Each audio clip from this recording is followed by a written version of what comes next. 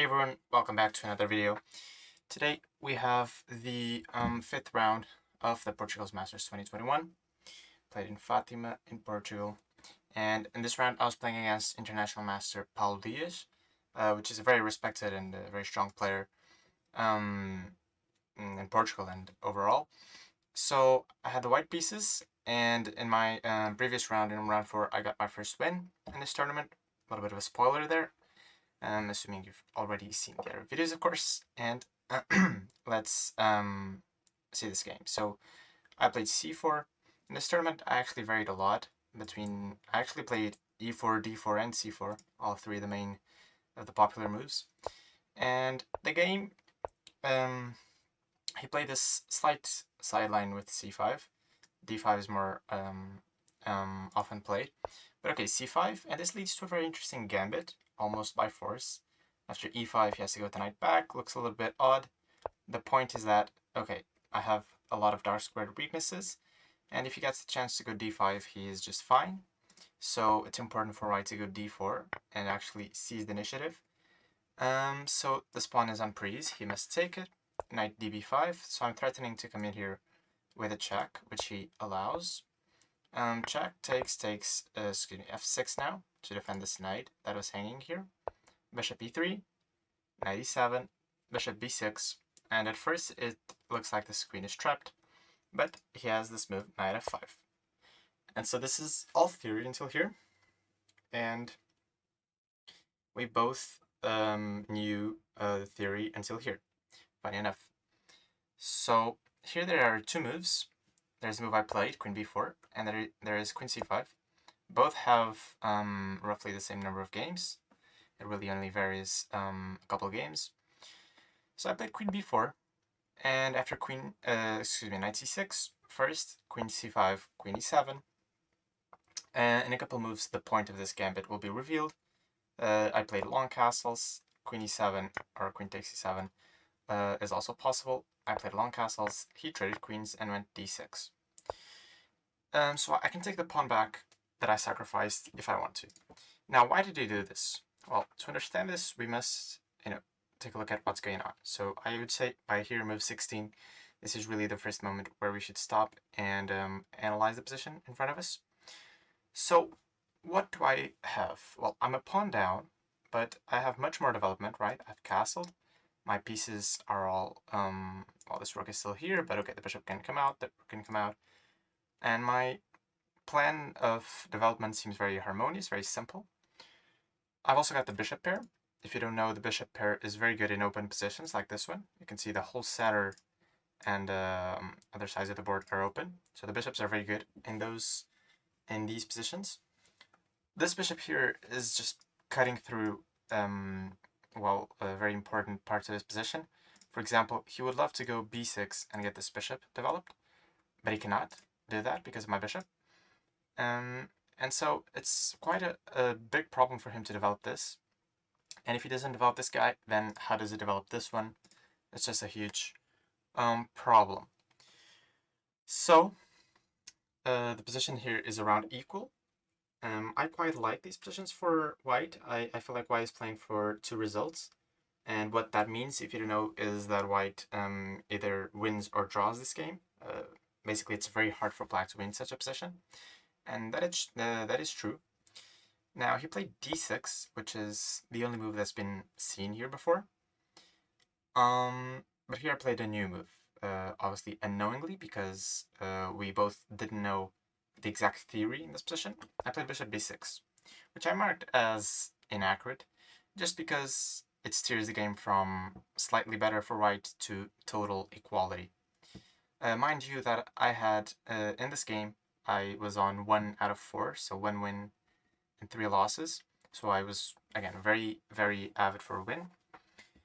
Bishop takes d6, I thought, was basically accepting the draw immediately. Knight takes, rook takes, king e7, c5 is quite a good move, actually. And to my surprise, as I later found out while analyzing, this can still be played. And white does retain a small advantage, even after trading the rooks. For example, I have this variation here, bishop e2, just to showcase how the position could have gone, rook d1. And what I didn't like about this is that black doesn't have a lot of weaknesses, right? So this bishop, the problem with this bishop is basically sorted out. So I thought, well, what do I have in such a position? It turns out I have more space, right? And my king will be slightly more accurate, more active in such an ending. So actually white has a small advantage here.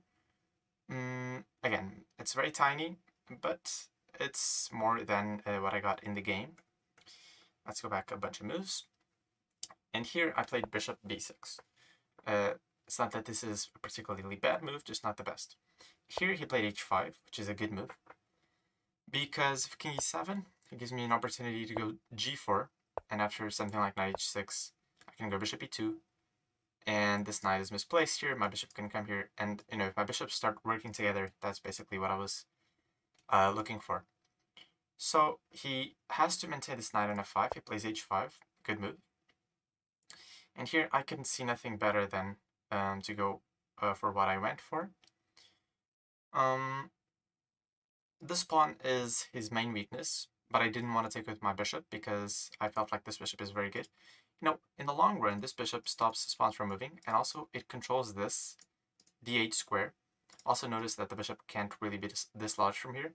So what this means is, if I take this, I'll have the d file for myself forever, and he cannot contest it because my bishop just controls that square. Okay, but I couldn't see a good way to progress here, so I played bishop d3, and this is basically steering the game towards a draw. After I trade, I go knight e4, king f7, I take on d6, trade.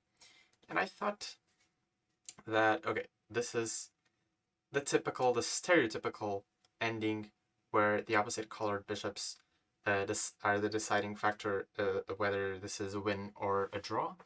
In this case, it's just a plain draw. Even though I have a d-file, which I thought could give me some advantage, his structure is just too solid, right? He doesn't really have weaknesses, at least that I can exploit. I played some moves here, rook h e8, rook c1, rook e6, rook d7, we traded rooks. This is a dead draw. Dead draw. But again, I was very, very keen on trying to get a win. Too keen. Which made me start to lose control and lose sight of what the position is, which is just a draw, Sometimes you just have to accept it. And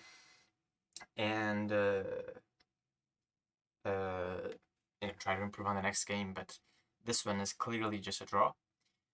But I started to chew a little bit more than I could bite, or excuse me, I started biting a little bit more than I could chew. So I played b4, and I thought my pawns could start maybe rolling a little bit. He played g5, a4, bishop d7, and it's clear now that this advancement was just very weak, because I went a5, but this is just not a good idea. I mean, what was the point of this, basically?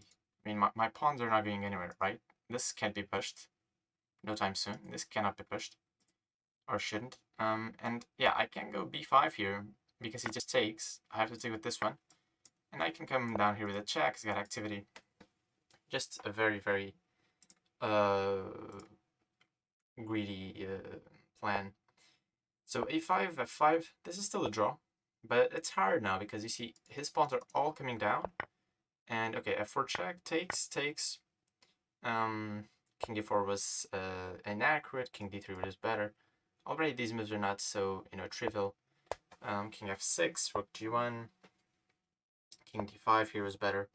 Some odd moves, because for example, in this line, king d5, after rook c8, king d6, yeah, these are basically the moves I would have to find in order to, maintain the position balanced, right? Here he threatens mate, so the only way to stop it is actually by cutting off the rook's vision. e4, b5, and this would be a draw. I played rook g1 instead. Check, king f3, again, king d5 would have been the best move. King f3, check, king e4, rook g8, rook e1. Here he was threatening this check and taking my rook. So rook e1, check, king f3. Once again, king d5 is the move. King f3, bishop d7. And all of a sudden, chess is a very cruel game. I started this ending knowing position was a draw, but trying to fight for an advantage. And now the position, well, actually, the position has just spiraled out of control. I'm much worse now. Um, but funny enough, it's him that from an equal position started to gain advantage. So h4, and yeah, in a couple moves I was completely lost around here. Yeah, his rook just comes down. I have no counterplay. I went king f1 and then king g1 and b5, which is the only thing I could really do. Otherwise, he's just going to steamroll me with these pawns here. But he made a mistake here, a huge mistake. He played a takes b5. And after I take back, this is already just a draw. Why is this a draw? Because my rook can get active now. And also, I have this trump of creating a passed pawn. If he had just let the pawn structure sit and played rook h3, the problem is that my rook cannot get active now, right? So after something like king g2, king g4, if I go ba6, ba6, c5, he can just go e3 and then check, and this is way too slow. Meanwhile, I'm actually getting checkmated. So a takes b5 was a huge mistake. We were both in time pressure here. I always like to say these towards the end of the games, which is true, but it's not like I'm bashing on him or myself when we make poor moves towards the end of the game. Okay, cb, bishop d5, rook c8, rook g4 check, king h2, e3, and now it's just a draw because again, these pawns can roll and my rook is finally active, so I can start giving checks. I went f takes e3, f3 check, king e4, rook f4 check, and takes. And I figured this is just a draw. So did he, because I can trade off this pawn with a6, for example, a6. Okay, he takes, for example, and after he does anything at all, my bishop just comes back, and I just do this for the rest of the game. And it's a draw. It's a dead draw. So the game ended on move 52 with a peaceful result. The first draw I had this tournament. Not a bad result against a strong player like Paulo. But of course I was looking for more. I missed my chances, and sure enough, I actually even managed to get a losing position. That really comes to show the form that I was in this tournament. But that was my 5th round, and I'll see you soon with the 6th round. Hope you enjoyed, and I'll see you soon with another video.